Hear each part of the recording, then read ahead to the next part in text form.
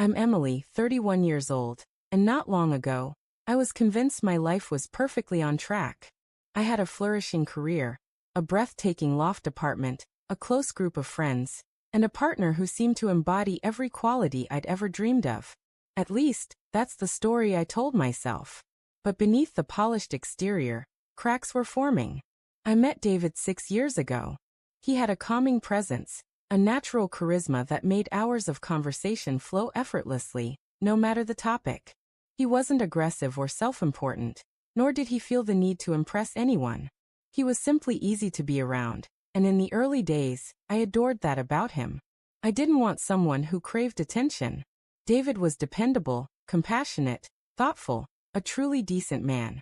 But as time went on, I began to notice his shortcomings. At first, I dismissed them, but they grew harder to overlook. David was too consistent, too predictable. He didn't ignite fresh ideas in me or push me to venture beyond my familiar boundaries. The ambition I craved was absent in him, and it started to eat away at me. I loathed admitting it, but I began to feel he wasn't enough. I found myself comparing him to others, men I'd meet at work functions, social gatherings, or casual evenings out. Why couldn't David be more like them? I wondered. He never took the lead in our relationship. Every decision, where to dine, what to do, where to travel, was left to me. It felt like I was steering our life alone, and deep inside, resentment began to fester.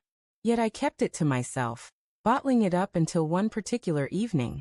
It was an ordinary Tuesday dinner at home, much like countless others. But something felt different that night.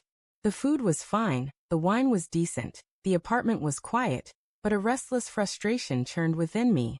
The more I tried to push it down, the more it surged.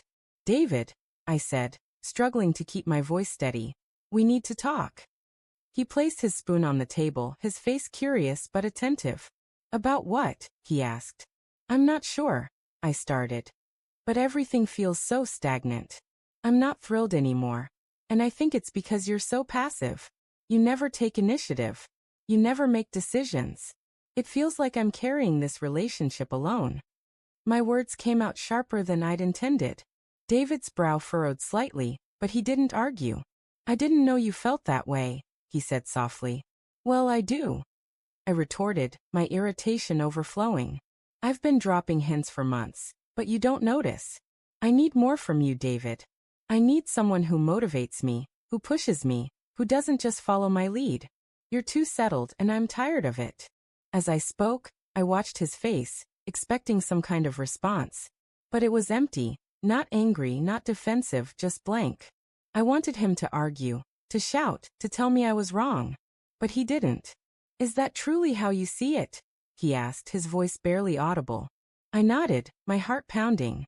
The words spilled out before I could stop them, and I didn't even try. "You'll never be what I need, David," I said, my tone cold, barely recognizing the cruelty in my own voice.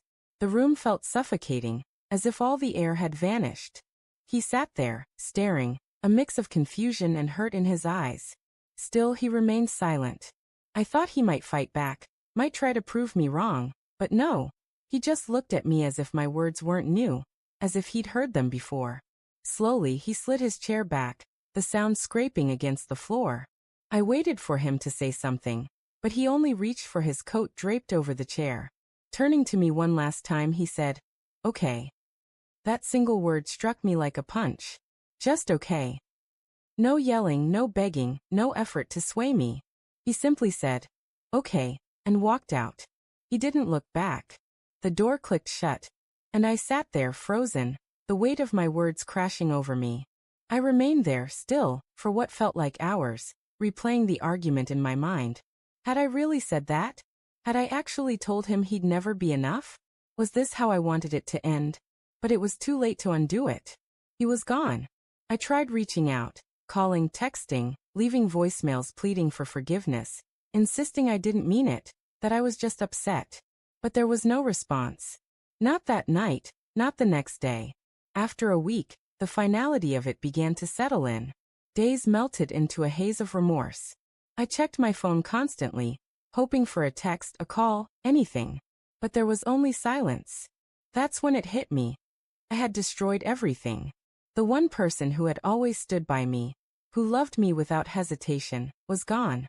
And I had pushed him away, because I couldn't appreciate what I had. I chased something more, and in doing so, I lost the best thing I'd ever had. A month later, I spotted him at a cafe. He was with friends, laughing, looking as if nothing had happened. At first he didn't see me. When our eyes finally met, there was no warmth, no smile. Just a brief nod and a quiet hi before he turned back to his friends. That moment made it clear. He was truly gone. And there was no way back.